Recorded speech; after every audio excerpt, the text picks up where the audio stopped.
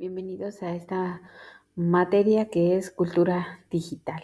En esta primer videocápsula vamos a hablar un poquito sobre distintos temas. El primero de ellos es el diagrama de Ishikawa. Y bueno, el diagrama de Ishikawa también es conocido como el diagrama de pescado o diagrama de causa y efecto. Consiste en que es una herramienta visual para facilitar la identificación y resolución de problemas a desglosar. Es decir, forma, ¿sí? Esta es su forma, como se muestra en la imagen, es una forma de abordar distintos problemas a través de esta metodología de causa y efecto. Por ejemplo, tenemos que siempre en la parte de enfrente o en la parte de la cabeza, por así decirlo, va el problema a resolver. Después vamos a ver qué es donde emerge toda esta parte de la espina central y la parte de el problema. Después vemos que vienen las espinas, por así decirlo, que son como las flechitas en donde viene lo que es en esta imagen, por ejemplo, lo que es un medio ambiente, la máquina, mano de obra, material, método y medida. Son algunas de las causas que pueden generar el problema. Y si vemos las líneas punteadas, estas serían como las espinas menores, es decir, que se determinan qué va, ¿no? ¿Qué es lo que causa esos problemas? Por ejemplo, en método nos referimos a las acciones que pueden llevar a cabo a ejecutar dicho problema. Podemos decir que en método puede ir la falta, por ejemplo, de algún control de, no sé, calidad, alguna falta de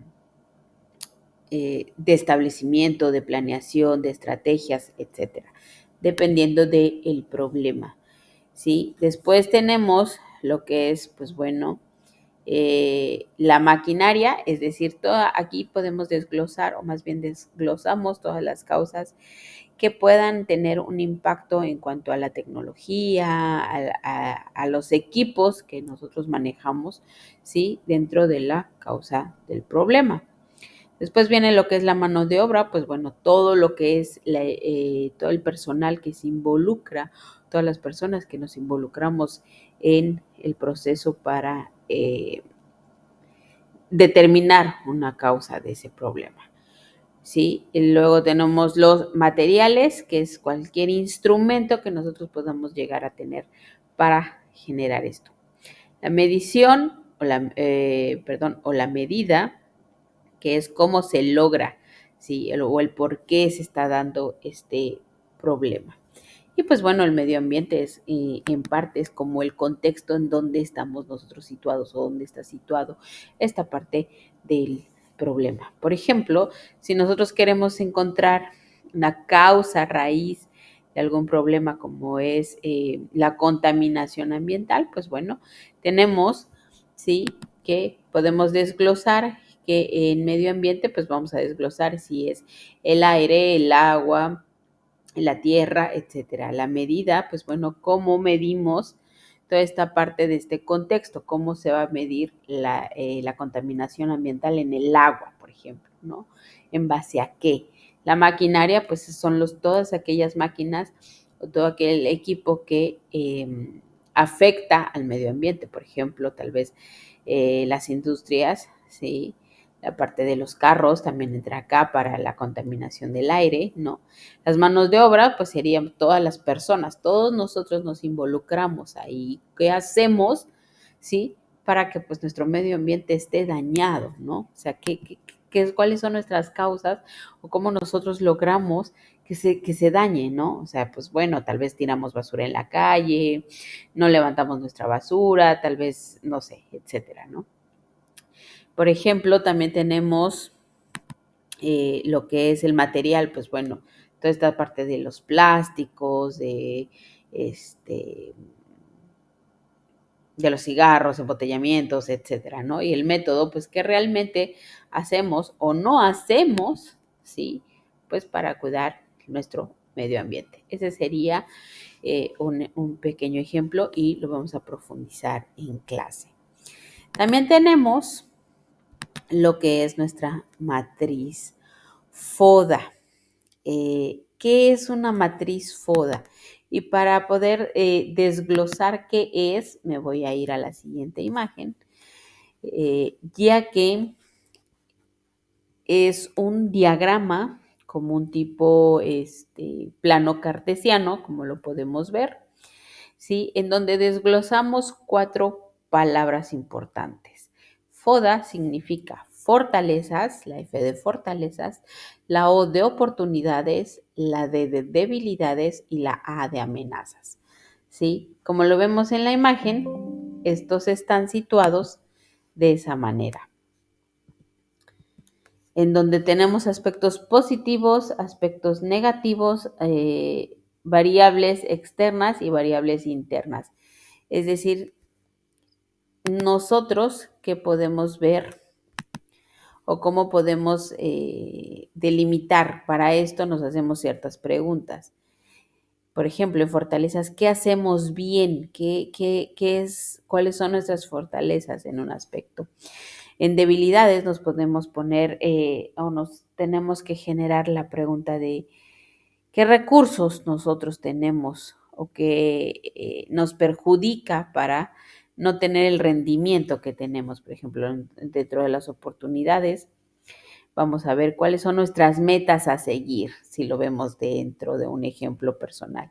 Y nuestras amenazas, qué factores nos afectan tanto para no poder cumplir cierto objetivo, cierta mentalidad, etcétera. Para eso nos sirve una matriz FODA, para encontrar, más bien es una herramienta de análisis, ¿sí? De qué me genera mi problema y tengo que ver mis cosas positivas, mis cosas negativas y mis cosas internas y externas que me afectan sí o sí directamente. Después de esto nos vamos con lo que son los algoritmos y diagramas de flujo.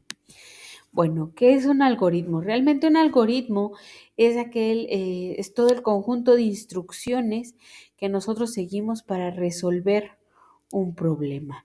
Es decir, tenemos una serie de pasos infinitos que están ordenados, ¿sí? En donde se tiene como una entrada, una salida, un final y un resultado. Por ejemplo, todos aquellos instructivos que nosotros seguimos para armar algo o eh,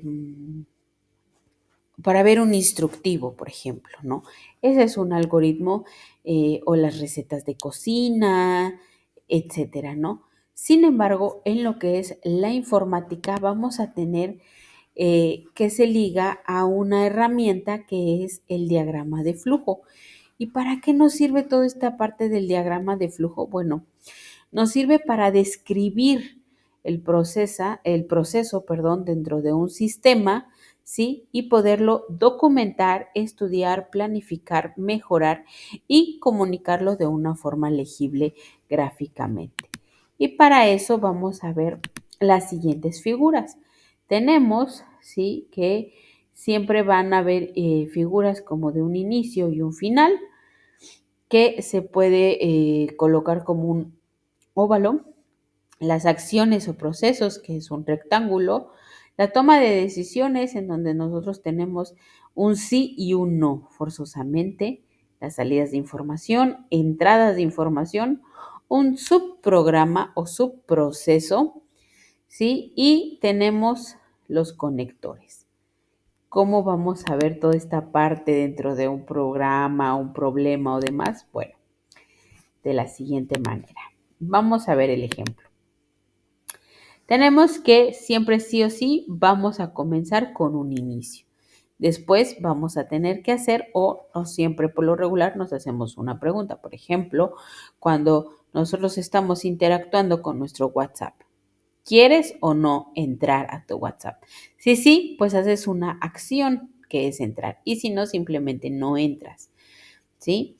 Después puedes continuar con las acciones, es decir, chatear o no chatear, ¿sí? Hacer una videollamada o no, responder un mensaje o no, etcétera, etcétera. Entonces, todo esto se está basado en procesos, todo esto está basado en algoritmos, ¿sí? Por lo tanto, si yo quiero resolver un problema mediante pasos y diagramas, voy a tener que utilizar un diagrama de flujo o más bien dentro de la informática se utilizan los diagramas de flujos para poder visualizar de una manera más clara todo el camino y el proceso que se utilizan para la resolución de problemas.